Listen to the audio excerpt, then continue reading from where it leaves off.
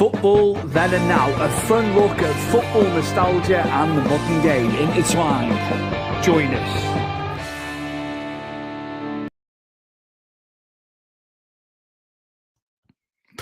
Well, we are back after a hiatus over Christmas, and my co-host and cousin is here as well. It's Chris. We're back. Happy New Year, mate, first and foremost. And episode 39, mate. And also, well, it's all been going on, hasn't it, over the last week or so at the club. So it's going to be just about, Dicey going, Moyes coming back in. It's split opinion, hasn't it, Chris? It really has. There's a 50-50 split. Which is fine. I was blowing a gasket the other week when I on X, and you calmed me down with my opinions. I had to calm everybody else down in the comments as well. Yeah. Again, they're allowed their opinion about it. Yeah, that's what I was trying to get. I wasn't getting at that. It got lost. It got lost in translation a little bit. But what are your thoughts? I'll say just about Moyes coming in first, because I know you knew Dyche. You wanted Dyche gone for a long time anyway, didn't you? You've said this many a time. But yeah, your thoughts with Moyes coming back for a second stint, a second go at it. Well, I'll first touch on Dyche, obviously, before we jump onto Moyes. As you said, I did want him gone. I was frustrated for his negativity, if I'm honest with you. But with everything, Stu, I'll give him all the props for keeping us up for the last 2 seasons. He did have to go through a lot of hell, with what was going on with the club. The players, the points deductions, he really had to put a massive plaster on a gaping hole that was on Everton.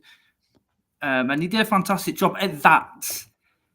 This season's completely different, I think. I think in my mind and in my opinion, I think there was no plan B. It was very defensive. You felt the shackles on both wingers, not really getting, being less attacking, left back and right back situation. I think shackles were on them. You saw the difference, I know, when it's against Peterborough, but when you had Mykolenko attacking, which we never saw really under Sean Dyche, the effect that can be different, you know what I mean? And it wasn't just left to a Harrison, who I still don't think he should be playing on the right. He should play on the left, because he played his best football for Leeds on the left. But, that's for another day. But, I will thank Sean Dyche for what he did for keeping us up, and I appreciate for what he did. But, this season it was terrible. And at the end of the day, it had to go. It had to happen now. It couldn't be left any later. Seen as, if you remember rightly, every time we do sack someone in January, which is probably what been the last 2 managers, they only seem to be getting hired on transfer deadline day, and then we end up with the likes of Dele Alli. Obviously, that's not the situation now. Going back to your question, David Moyes coming back, I was in probably the side of I wasn't sure if he was the man. And I don't think, at the time, I wanted someone to progress Everton. And yourself that there's enough managers out there, like Pablo Fonseca, who's obviously worked with the Freakins, with Roma. I wanted someone a bit more progressive to move Everton on, and we're not stale with the same sort of type of manager doing the same type of tactics and the same type of football flow. I wanted something different. But what you get with David Moyes is the man's been through a lot since he left us, but he's also been with us before, 11 years. And okay, he didn't win anything, but he took us on pretty much the same way we are now, and turned us into a really solid club. And the players he brought through, without any money, really good. And, he left the club for Man United in 2003, and we were a stable, solid, decent team. Okay, and then Roberto took over and mixed his Moyes' defensive with his attacking, and it was wonderful. And then after that, it all just went to pot, because obviously Martinez preferred the attacking to the defensive side of things. But he's a steady hand. Is he like? What would you say? Like a blanket to someone they need this blanket, isn't it? And I think that's what he is. He's like a protective blanket, isn't he? Where you know what you're going to get with David Moyes. He's gone away. He's been United manager, Real Sociedad, Sunderland, 2 stints at West Ham, and the second stint, he won the cup. So, you know what I mean? I think this is different David Moyes to what we've had before. He's experienced more now, Stuart. And I know you're going to bring up the press conference, but what a breath of fresh air. He gets it. He gets it. He gets it. You won't get a load of... No disrespect to Dyche, it was the same words repeatedly, wasn't it? Got to get a feel. You know, Moyesy. Dyche will say how it is as well, though. I would say that. But with Moyes, you just know where you stand a bit more, I think. And it was when he was saying about the club, it's not them, is it? You know, he's part of it. You know, I know Dyche said he was custodian, and that's fine. But it was just the amount of years that Moyes had. Paul Merson was chatting absolute garbage. Yeah, but again, you don't go back for a second time. He had a better stint the second time at West Ham, though. So give a bit of weight to what you're saying then, because that makes absolutely no sense to me. But Paul Merson can have his opinion. It's fine. But he wasn't very good as a manager. He managed Walsall years ago. You've been a pundit for years. I do remember. You know, if you've got a bit of weight, you're an ex-manager and you've done a long time in management, then fair enough. You know, you take the opinion a little bit. But I'm happy, mate. I've got to be honest. I'm happy. 6 months was never a thing, I don't think. You know, when they first said that in the press and the media, I think he's got to do the 2.5 years, of course. But again, how far can he take it? I get what you're saying there. You know, it's going to be taken as far as it can. I wonder who will play as well. I wonder what tinkering he'll do. Do you think O'Brien could get some more game time under him? I know Tarky and Branthwaite have been really good at the back, to be fair. You're looking at players that could maybe play, you know, who haven't been getting the time under Dyche, and, you know, the fans that go week in, week out have said about certain players. And, you know, to your earlier point, get people in the right positions as well, isn't it? Yeah. I think O'Brien deserves, you know, a chance. He's played a couple of cup games. I don't know what the situation was between Dyche and O'Brien. Was it Kevin Farewell signing and Dyche wasn't happy? But you've got, you know, an almost 20 million signing who played week in, week out in the French league and had a hell of a season with Lyon. And he's come here. And as you say about Tarky and Branthwaite, all brilliant together. But at the same time, it's, you know, Tarky's made a few mistakes this season. Or, you know, Michael Keane's come up, started the season, isn't he? Why weren't we interchanging it and giving O'Brien, you know, a retaste the Premier League? Because, you don't forget, he played a couple of games with Palace before he was, you know, he went to Lyon. So it's not like he's never played in the Premier League before.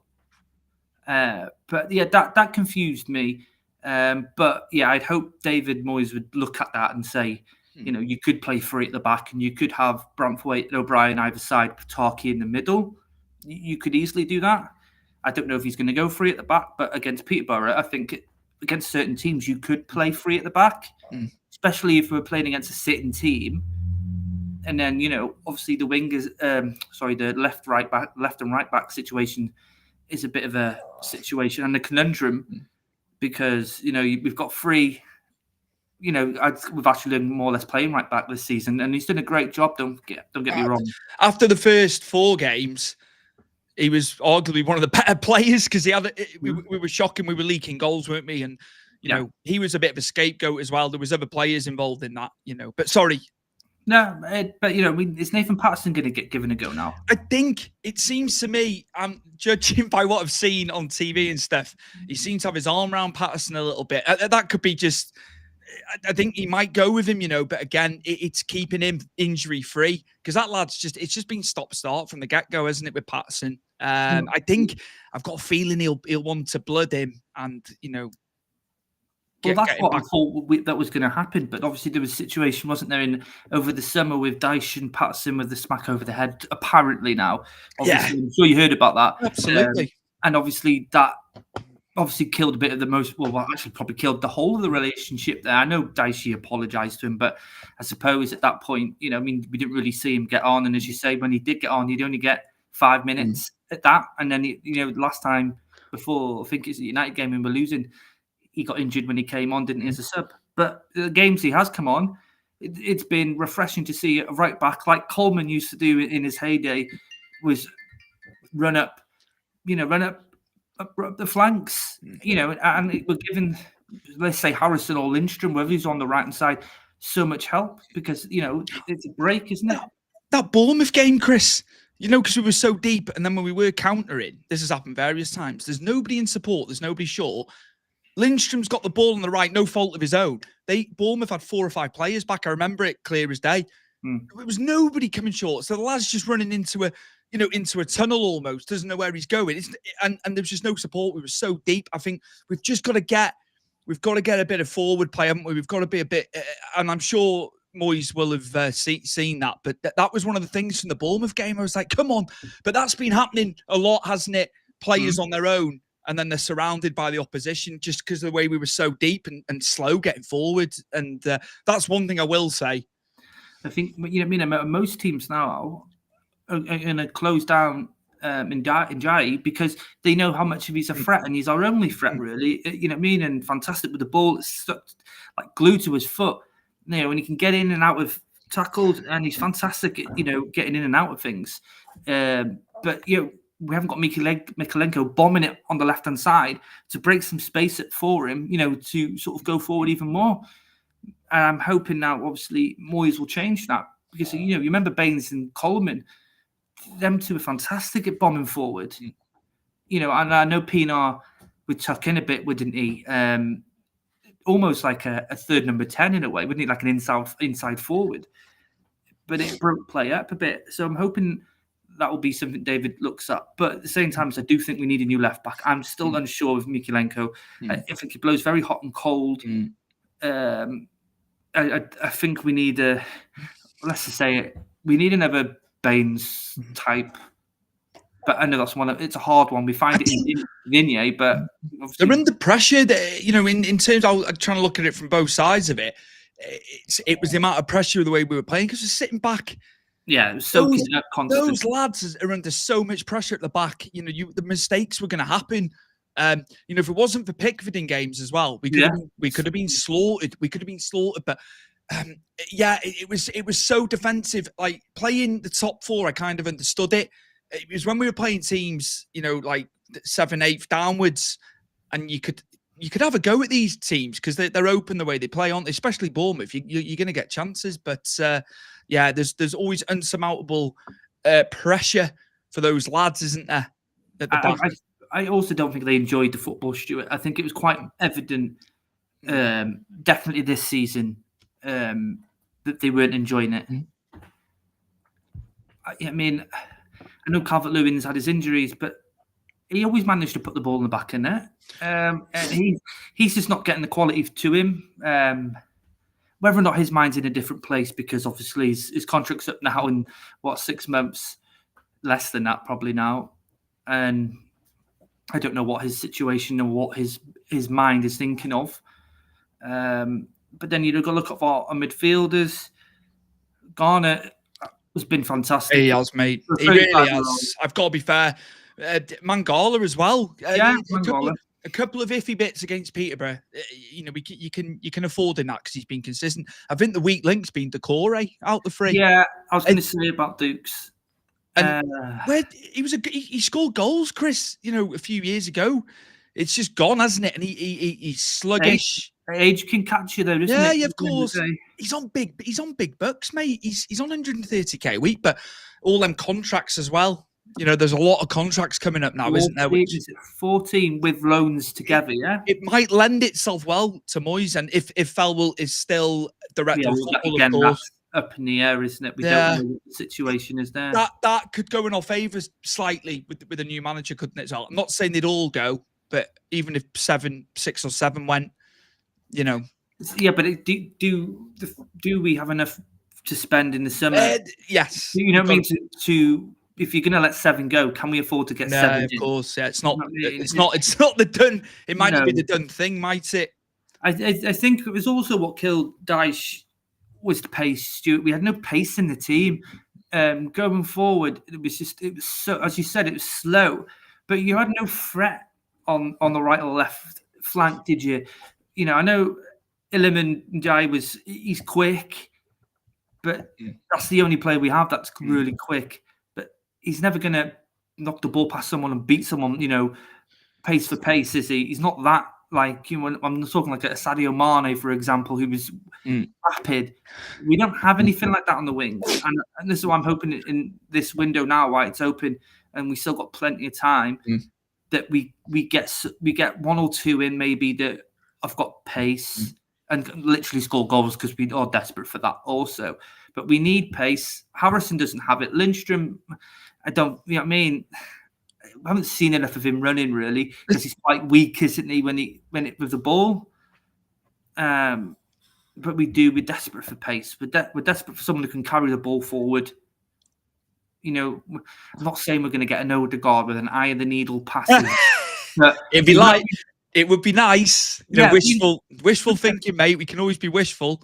Doesn't it annoy you now, really, thinking about it? It's like Villa got Ross Barkley for $3 million. Yeah, and he's been... Ross Barkley left like David Moyes in a way. And Wayne Rooney, they all left not in a favourable way. No. But, you know, two of them have been welcomed back. I think if you put Ross Barkley in the middle with this team, I think we would have scored a lot more goals. He was arguably Luton's best player last season. Really, you know, they had a few, and we should have took a pen. He was linked a little bit, but I guess at the same time, if Villa are coming in for you and it's Everton or Villa, he's going to go to Villa. But he has rejuvenated himself a little bit, I think, and he's weighed in with some goals as well for him. You know, he's got a lot of experience now. You know, we had a very raw Ross Barkley, didn't we, years ago? You know, he was finding himself, wasn't he? Didn't work out at Chelsea, I think, which we thought it wasn't going to. But yeah, it would have been great to have had him, Chris. You know, he's got a lot of experience behind him now. I just think like there are players out there, and sometimes I think we got to move away from just buying players from the Premier League. And this is what annoys me. And this is where we get gazumped, isn't it, with prices? I think you know we need to look away from the Premier League because you look at Onana. Obviously, I think we should have got more for him because I think he's got an extremely high ceiling. But there are plenty of players who play that role in France, but it's picking them up early. You know what I mean? Getting them cheaper and doing what a Brighton do, get them cheaper, establish them, sell them on for the big bucks. But I wonder what was blocking them. Or, you know, I'm sure the scouts are picking up these players, whether it was Bill Kenwright or Fard Mashiri at the time were knowing it. They wanted to establish players. Just allow your director of football and your manager sort it, and then, you know, look through it, see what they say. You've got to leave them a little bit. I know the money, the ownership's where the money comes from. I totally understand that. You know, they want to see what they're getting, but I think there's too much input sometimes. For, you know, what you're saying there, just leave them to do it. Leave them to do the on the field stuff. Maybe.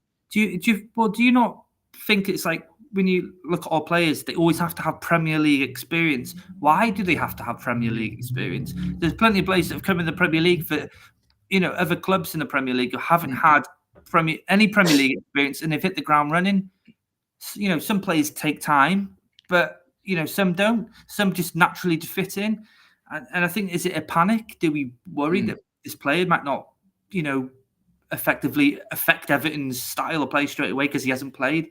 It's a strange one, but I feel like, you know, maybe going forward now we should be looking in South America for some of these, you know, wonder kids that are there, you know, across flipping Europe. There's plenty around. It's just getting them in, selling them the idea of what we are, what identity, what we can do for them.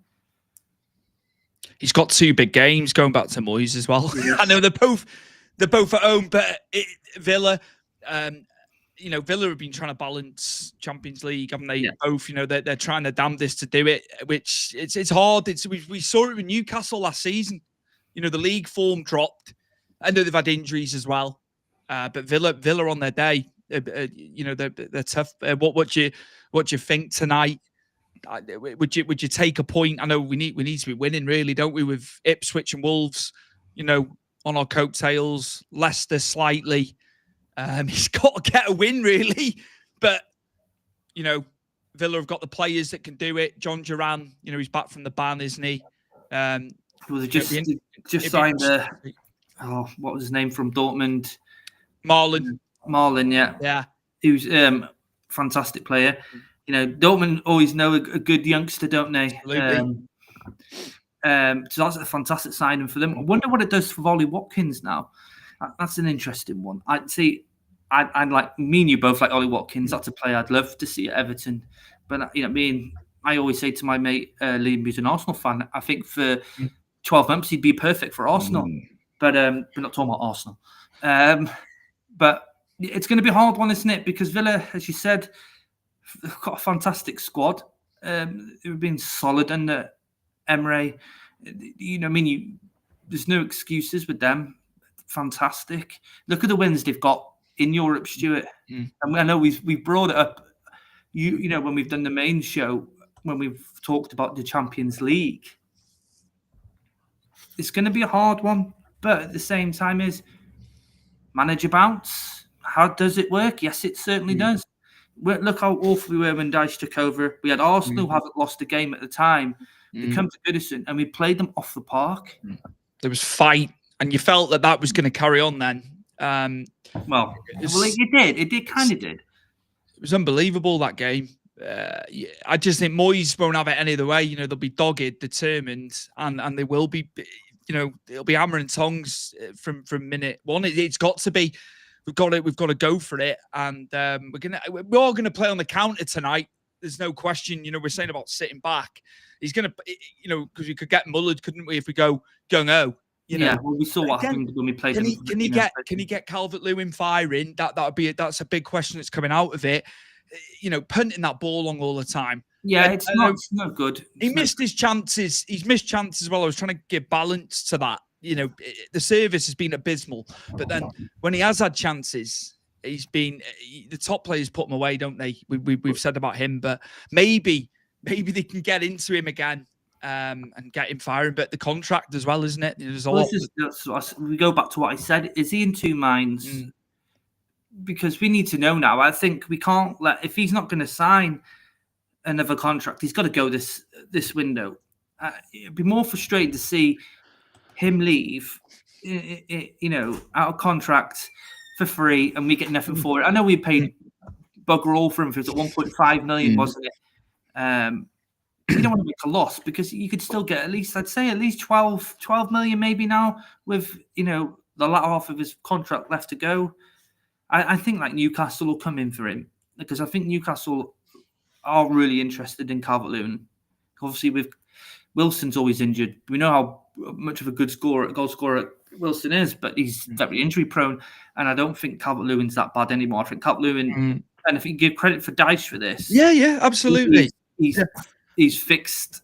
Had to do a hell of a lot. This is where it all gets skewed a little bit about him. I think people are of the opinion, especially fans of the clubs, you're dogging Dyche, but a lot of the fans do point out the positives. There's always going to be positives. Yeah. And I think, he just lost it a little bit, didn't he? You could see with those press conferences, he knew he was a dead man walking, didn't he? After that Bournemouth game, probably before, actually. I think we need to go back. It's all well and good drawing with Man City, Chelsea, Arsenal, right? And fair dues to it. Should have beaten City. Yeah, we had the chances. To say this, should have beaten City. Yeah. And I think we could have beaten Chelsea at Goodison. Arsenal won, fantastic, because that ground's always been an ass kicker, isn't it? And we usually lose at least 4, at the Emirates. So that they were good results, but you can't just take 3 results throughout the whole season. You've got to look at how many he won in the calendar year. Was it 4, 8? I think one of them. We haven't scored enough goals, and you can't draw your way, out of relegation. You have to have goal. We have to have goals in us. It's just like I say, and then you've said tonight's going to be an interesting one. I think we're going to get the idea of where David Moyes wants to go with his team by selection. Minus obviously players that are still injured. I know Garner's back in training now, isn't he? So Garner. I don't know if he could make it for this game, but possibly he could make it for the Sunday's game against Tottenham. Great to have him back, and I think he'll work wonders with David Moyes. I think he's a David Moyes type of player, as James Garner. He's obviously, we've missed him because he can pass the ball, he can mix it up. I don't think he's an eye of the needle passer of the ball, but he's decent and one of our better ones. He's alert, and also he can play fullback if needed. And he can take set pieces, Stuart, because no one else other than Dwight McNeil seems to fucking take these set pieces. We've missed McNeil. It's been evident, he's been dogged by the fans at times during his tenure at Everton, but you do see things, don't you? You actually realise he's not blessed with pace. We've said this, considering he plays where he plays. He's good with the ball, though. He deserves a lot of plaudits. Actually, you realise when people are out, you see things. It's like, well, I shouldn't have. I've been on him a little bit when I shouldn't have been, but it's frustration. I think. You know what I mean? Some players make mistakes, don't they? And I think because we're like, we've all seen the crap, and I think we all get frustrated because, there are times when McNeil has to, instead of passing the ball, has to go and beat another player, and then he ends up losing it, and then we're, they're on the counter. But I do think, we have missed him, but I still wouldn't move him into the 10 role. I still would put Njaya, we should go in the number 10 role. That's his role. That's where he played for Sheffield United, and look how fantastic he was in the Championship. I don't know whether do you move McNeil back to the left, because obviously I still think we need pace on these wings. It's a difficult one now where you put him. I was going to ask you as well. Like you obviously said before, we were talking about other stuff as beforehand. Tonight, do you think we can get something tonight? Yeah, you know what? I think Goodison's going to be electric tonight, and I think because with David coming back, I think everyone's sort of refreshed. We've got rid of Dyche. That type of football is now away. I know that David Moyes isn't completely different in that range, but he's much better at what he does, tactically than I think most. Actually, I don't think he's most definitely better than Sean Dyche when it comes to it. We've seen it before, and I think he's elevated it since he's been away and obviously being back. I think we can, and I don't think we're going to run away with it because Villa, as you say, are dangerous. But, new manager bounce, I think David Moyes is going to pick the right team, hopefully, from whoever's fit. I think the fans are going to be completely up for this. It was so quiet. It's like so quiet in games. That was annoying as well. I was just like, come on, you make the most of it. Make the most of this, because the grand old lady won't be. The grand old lady will be gone in May, and then. Well, this is what's sad, and having to watch Sean Dyche football the last season of Goodison, you just think like at the point before obviously being sacked, it was like, oh, we might as well just flip and leave now, because at the end of the day, the memories of Goodison, since a young lad, I'll keep to that, because this season's been atrocious and horrible football to watch. So boring. You're wishing games gone by where, as you say, you should be taking it all in it. And hugging Goodison, because obviously, as you said, by the end of the season, we're moving on, and the history obviously leaves Goodison. We start off fresh at Bramley Moor, but you can't. Hopefully now we can, but you couldn't up to Sean Dyche being sacked, because it was just boring. I sit there and I'm thinking, I want it to finish now. I can't sit here and watch the same old drivel. As you said, the long balls, and it just keeps coming back. Yeah, you need excitement a bit, don't we? We need what football should be. Get some crosses on the wings, isn't it? I was watching old footage. Like so many goals, like they'd be in the wide areas. I know football's changed tactically, it moves on and all that. You watch the way it used to be played. There's so much wing play, trickery. Now I find it totally different. They're taking shots from wide areas. I was watching Salah last night against Forest, where he does that little cut in. It was more inventive, I think, years ago. I think it's very same, isn't it? But that's just the way it is. Things change, the style changes. I'm not being a grumpy old bastard here by any stretch. No. I know what you mean. But things come back and go back out of fashion, don't they, in football? Number 10s were a thing, then they went back out, and then they've come back in, and then they've gone back out again. I think more so they're in more so now. But I get what you mean. There's no breaking down breaking down the wing, is it, and try and get to the byline and get a cross in, trying to beat a player. But you know what? There are players that still do that, and there are still teams that still use that sort of style anyway, and it's still effective. Calvert-Lewin hasn't forgot to header a ball. No, absolutely not. Absolutely. I will say that for Carlo and Dunk at the time, because arguably that was his best period, wasn't it? The goals were coming in. So it was just a case of getting it into him, and he was lethal in the air, you know, and we've seen headed goals since from him, the Derby, you know, different games. It's in there. You don't lose that. There's muscle memory there. He knows how to head a frigging ball, doesn't he? You don't lose that. I think so, yeah. It's just playing to his strengths. I do feel for him sometimes. He's having to go out wide for the ball. There's no one around. Then you've got nobody in the middle in support, you know, covering him, you know, he can play a ball in or something. It just needs to be more, you know, predominantly central. I know they move around. You know, your attacker moves around. I totally get it, but it's just too much. It's just too much. And works his socks off. I'll never have anything different said about him. Works his arse off. He does, but goals, he needs goals. He'll be predicated on goals, won't he? That's striker. That's what a striker's got to do. Yeah, well, that's your job, isn't it? Your job is to put the ball in the back of the net. But in his role, he's got multiple roles. He's got to hold the ball up. You know, and these long balls are coming into him under Dyche, and he's heading them on. There's no one behind him. There was no one close enough to run behind him, to, you know, to chase onto these balls. And it must have been frustrating for him. You know, I mean, I don't know whether this season is it under Dyche that he's fed up, or this idea of my contract's going. Am I that arsed? You don't know what's going through his head. Yeah, I'd like to think he's not that way inclined, and you know, he is still trying to do as much as he can. If he is going to leave Everton, that he's still going to put a shift in. But there are times when he's playing Stuart, and you just don't really see him. Where you see Beto, as much as Beto can't, you know, trap a ball to save his life, he's like a madman. He's playing for the shirt. And I think Brozier as well, the very small sort of clips and highlights we've had of him, brilliant. You know, yeah, okay, he's not scored yet, so that would maybe not class brilliant, but the style is different. Look, he gets the ball down and he runs. And you'd say, is he stronger and faster than Calvert-Lewin? You know what I mean? The decision on Calvert-Lewin's got to be made, as I said to you, this month. Yeah, far too long. You know, come on, the Freakins, it needs...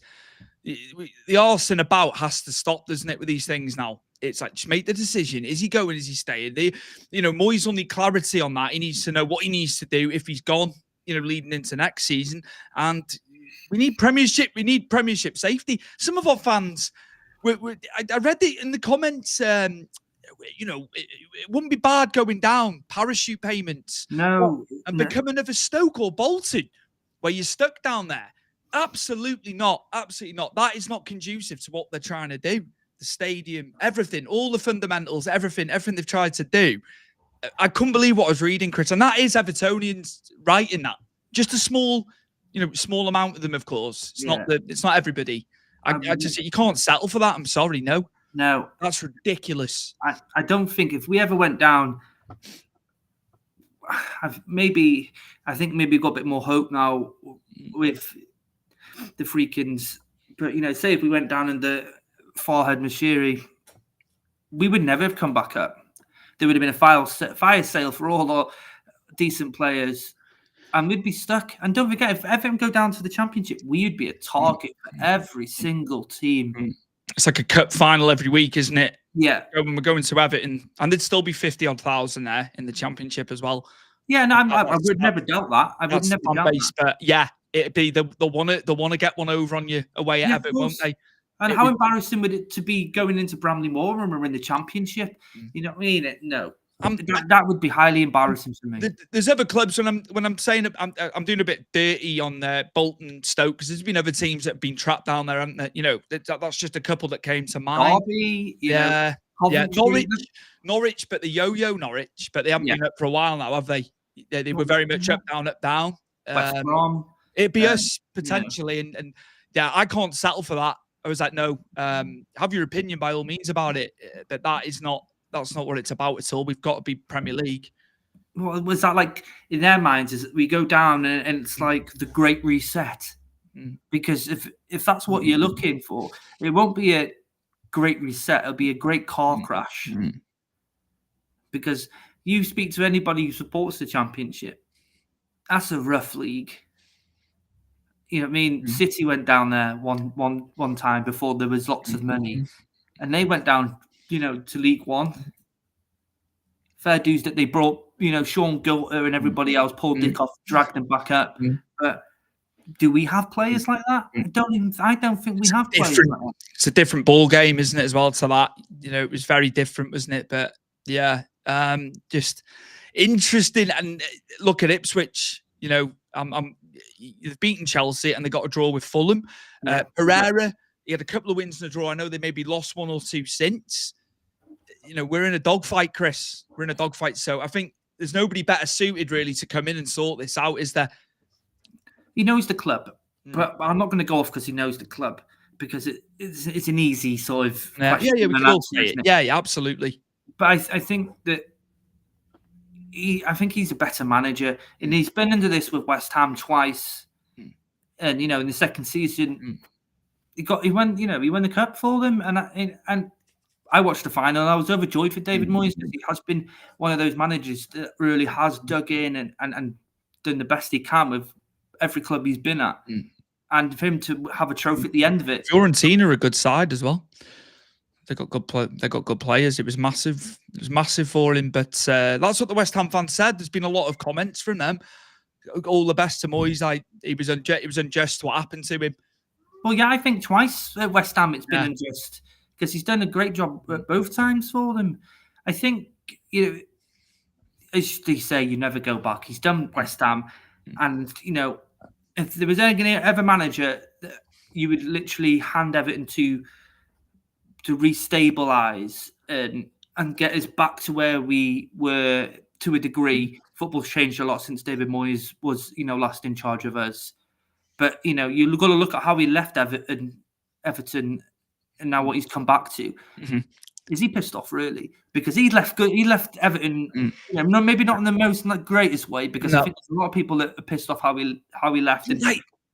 And after the Flaney and Baines situation, he had to take that job though as well. Could have been better though, couldn't he? Ferguson, I think Ferguson wanted him as the heir apparent, didn't he? It was always in Ferguson's mind that that would be the next progression for him. But yeah, transfers and stuff like that was a bit shitty, wasn't it? Yeah, I will agree on that. Definitely. Going back to it though, I think he's the right person to get us back. If it's just a project for David Moyes for the next, let's say, 2 years, is to stabilise Everton, get us back to where we were, get the right players in. I like how he said elite players. You know what I mean? Why not think like that? Why not? Do we have to sit with the bargain basement players? Maybe so at the moment where we are, but it's nice to have a manager to have that punch where it's like, no, I'm not looking at them. I want elite players, and I'm going to speak to them and try and sort of coach them into coming to Everton and playing at Bramley Moor Dock.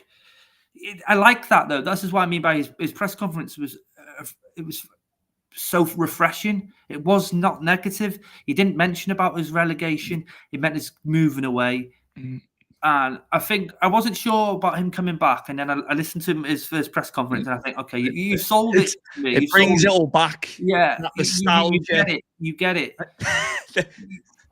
We're his club, effectively, Stuart. We are David Moyes' club, because he built this with practically no money. He leaves, we get money. Yeah, and it's back to where it was probably. Yeah, when he came in 2002, it's like round. Last question I want to ask you, actually. Yeah, that was in my head today, and obviously when we briefly spoke about doing this. Yeah, fire away. What was the worst team?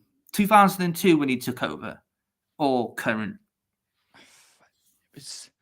I felt for Walter Smith, because he was just done dirty across that time. I really did. I think Walter Smith, if he'd had the support of Peter Johnson early on, it was just that set us back. I think Walter Smith, fantastic manager, fantastic coach, but he tried a bit of a mix, didn't he? Old players that he'd had up in Scotland and stuff like that. So, to answer your question, I liked Walter. I really did. I think he just had it tough, to be fair, but previous managers did. But yeah, in answer to your question, I mean, we were in. I'm trying to think back to 2002. Were we in the relegation when he took over? We were. Yeah. So looking at it like that, it was a tougher job. Probably, I think they can get themselves out of this. Definitely. Dan Rowan made me laugh at the press conference. David, when you took this job on, you were the youngest manager in the league. He was 37, wasn't he? And now you've come back and you're 61 now. You're the oldest manager in the league. He's like, don't say that, Dan. I was laughing. I knew it was Dan Rowan. Obviously, he's done sports journalism reporting for years, hasn't he? But yeah, full circle. But yeah, in answer to your question, I think it was harder. I'm going to say it was harder back then in 2002 when he came in. I think that was hard. I think we got the nucleus here. It's just about changing a few bits, which is what he did originally. I think just change a few things, play a bit more attacking, and just let the lads play a little bit and mix it up a little bit as well. Let's have a plan B and C in games. Agreed. Yeah. And so it was the most logical choice. I know everyone wants this, highfalutin manager eventually. I think it's for success and winning. Yeah. And of course, everyone wants that. But I think, given this 2.5 years now, don't mess about. The Friedkins will sap people. We know this. I don't know about that. Just let him. I think they're better. I think they've learned their lesson from the Roma situation here. I don't think. I mean, unless this goes into an absolute bomb, and touch wood, it bloody doesn't. He's not going to get sacked unless, like I said, this falls off the heels immediately. I think you're right, though. Give him time. He hasn't got 11 years, as he said. He's going to have to do this quicker than he did originally. Yeah. But he needs to be given money. I hope he's been given reassurances for this window, even if it's 1 or 2 players in with a bit of pace, and we can, get. I think, what do we need? 5 wins and a couple of draws, and I think we're clear. I before Christmas, I thought 35 to be safe, but I think it might have to be 37, 38. I think it's gone slightly. I think 40, You think you're going to go for the magical 40? I think it'll be 40, only because Wolves and Ipswich, the way they're playing at the moment. I'm not worried about Leicester, and I'm definitely not worried about Southampton. But that last spot is going to be an interesting one, isn't it? Because it's not as easy as it was the last 2 seasons, regardless of that last spot. John Scott in the comments as well. We'll have to get him back on. Right. He's done a lot of episodes with us, of course. Always happy to come on, which is great. Hiya, John. And he's got another one. Follow-up comment. Moyes back. What's the feeling? 10 being good, 1 being low. Chris? I'm going to go with a safety 7. Because obviously I've always said to you that I want a progressive manager. But at the same time, I'm happy that we got someone who can stabilise, the club and the team itself. I'll go 8.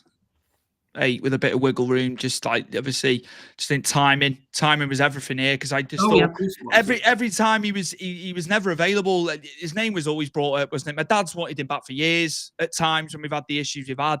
He was otherwise engaged, wasn't he? It's just worked perfectly this time. It's just happened for us. He's had a bit of time away. Yeah, it was close to it, Wash. Don't forget, there was that time just before Ancelotti took over, and he was going to come in. He was coming back. He said it himself. He was coming back, and Ancelotti then got sacked by Napoli, didn't he? And then it changed within that day. He said himself he was coming back. You never know with football, do you? It can turn on it. Maybe that was the wrong decision. As much as it was fantastic having Ancelotti as a manager, maybe we should have just gone with David Moyes, and maybe we wouldn't be where we are now. It can turn on the sixpence, especially these days. But fantastic. We will obviously be back Friday, Chris, as well. So we'll digest the results. We'll probably look at the Tottenham game, of course. We've got Tottenham. There's 2 home games now. Big games. Spurs are trying to get back into European contention, aren't they? They need a win as well. Villa will be looking to consolidate it and keep where they're, wanting to go. So it's massive. And both sides will come forward. So tough games for him to come back in, but I think it's the perfect choice. I really do. Well, time will tell, won't it? Time will tell. You know what I mean? I want it to be positive, and I'm going to remain positive. The negativity's gone with Dyche. So, with regards to David Moyes, he's said all the right things so far. John's just saying, would have been like good appointment if he had not already been at Everton. Yeah, some people have said that, John, to be fair. And it wouldn't have as much negative. It's a hard one because, as I said to you at the beginning of the show, there are decent managers available at the moment. There are a few. So maybe there's a plan here, is like I said, David Moyes stabilises, and then we move to a progressive manager. Absolutely. I just want to thank Sports Social as well. I'll put the graphic up. Just give them the plug. I should have done this at the start. I apologize. Yeah, Sports Social Podcast Network, Chris. So yeah, 500 partners and counting, Chris. And as you always say, get in touch if you've got a sports podcast, if you're looking to have your content housed with them. You can be on all the podcast apps as well, can't they, Chris? Yeah, and they are very good, with communication. They are very quick to answer you as well. Any issues, they do try and help you as much as they can with it. They did with us, with both Big Fight Weekly and Football Then and Now. I highly recommend them. And I think, as you're right, if you've got a sports podcast, get in touch with them. You only need to send an email. Absolutely. And the North London Derby, yes. I was on with George Bucher last night, John Scott. And he's Arsenal, so he was saying off camera about the derby last night. Yeah, big game. Arsenal, they've got problems up front, which they knew about, and they're still looking at Zubimendi when they need a striker. But yeah, it might be your night tonight because they're not in the best of form. So yeah, it could be a big one for Spurs. Yeah, huge game, that one. Huge game tonight. Yeah, but don't get any ideas because you got to play us on Sunday. So I mean, keep that confidence till after. I wish it was there tonight. Now, I do think it'd be electric. Yeah, and Sunday for that matter. But yeah, we'll get there. We'll get there before the end of the season. I keep saying this. It's just making sure we can do it and what have you. But yeah. Enjoy tonight. If you go into all four matches, actually, let's talk about everybody just quickly before. If you go into the match tonight, your respective club, just enjoy yourselves, have a good time. That's what it's all about. Take the result out of it at full time. You can really take the result out of it. Let's enjoy it. And it's the second half of the season now, isn't it? So there's a lot of football to be played still. And Chris, anything to close out on before we go? Yeah, before we go, predictions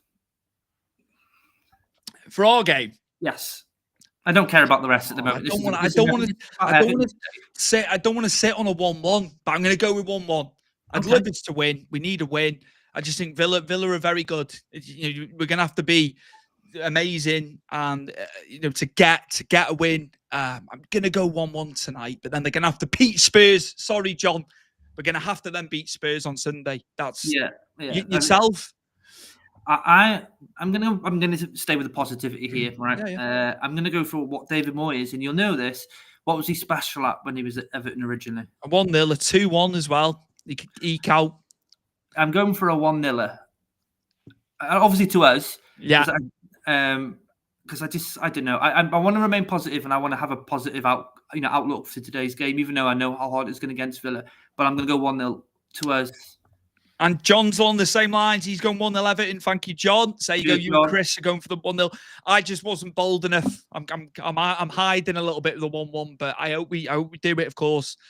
It's gonna be amazing. The atmosphere is gonna be like the old Goodison nights when he was first in charge, I'm sure. And just hopefully the fans get behind him tonight. We don't need it. Peterborough were like doing the library noise, shushing and all that on last Thursday. Yeah, but they're shit in the League too, so or wherever they are, I'm not asked about what their fans do. I will be back on Friday again. It is double bubble this week. We'll be back for episode 40 of Football Then and Now, a nostalgia look at football and stuff that is going on currently as well, of course. And Chris, thanks again. Great to be back for 2025. We're going to hit it now. We're going to hit it with the show. And all your feedback, we'll be checking on that. Any advice, for topics, especially nostalgia topics. But Chris is very good with nostalgia. He comes up with some good stuff. He's better than me with that. So we'll be looking for some nostalgia that we haven't brought up before and topics we haven't brought up before. But you're the man with that 100%. And we'll see you Friday for episode 40 of Football Then and Now. See you Friday. Take care, everybody.